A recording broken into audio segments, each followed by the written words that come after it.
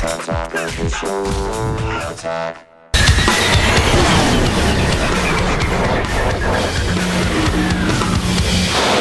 me from New York to help us make sense of it all, the writer whose story, The World of Web Trolling, appears in the current issue of New York Times Magazine. Matt Schwartz is here. Welcome, Matt. How are you? I'm great. How are you, Kevin? I'm doing very well. I'm glad that you're in one piece, that you haven't fallen victim to the trolls, because typically whenever, well, it's only been 2 days. So. Oh, so the fallout hasn't been too bad. How many pizzas have been delivered to your house yet?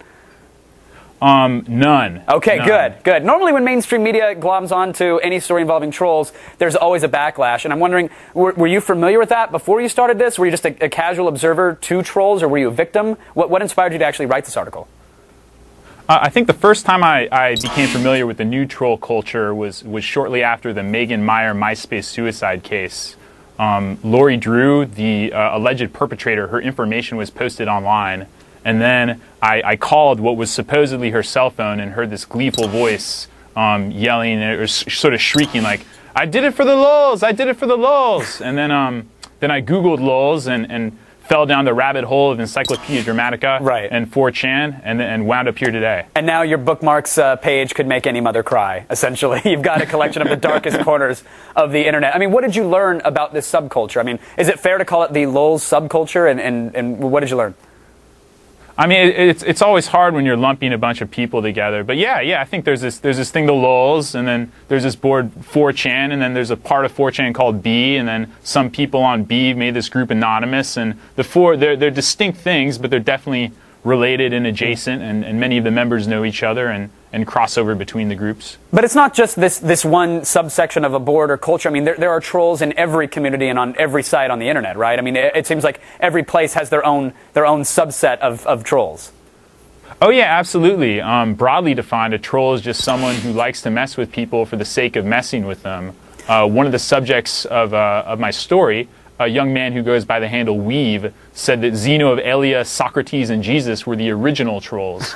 And I don't completely agree with him, but I do think there's something to that. Like, just the pleasure of messing with other folks is as old as humankind itself. Well, who are these people behind the nicknames, Matt? Did you find out? Are they young? Are they old? Do they have a lot of money? Because I think most people imagine that the typical internet troll is some caps lock wielding 12 to 17-year-old male. How many hit points does a troll have? What have we learned about these people?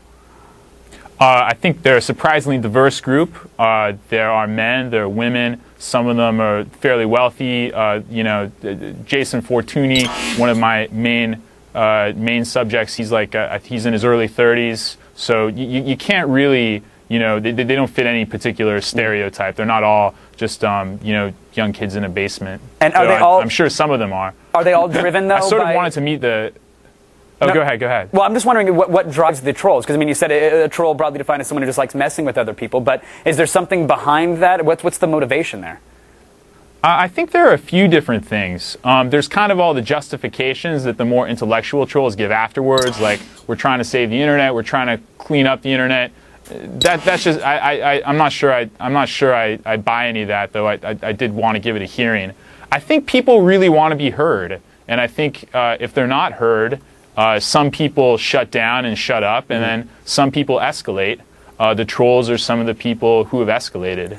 I also think, once you don't have empathy for other people, and I'm someone who has very little empathy for those who have little empathy for other people, but once you cross over that line and say, what other people feel doesn't really matter to me, there is a certain pleasure that anyone might get out of manipulating the emotions of another person from a distance, which is exactly what computers allow us to do. Right. Well, Matt, what I love is that when most people discuss this topic, or when journalists try to tackle it, it seems like they do a quick Google search. They probably use Dogpile still, and they come up with a couple terms, and they write a couple facts about it, and that's it. But you actually went and lived with some of these self-professed trolls. What did you learn there? Like, are they, without the cloak of anonymity, without hiding behind that nickname or a fake IP address, are they the same person in real life?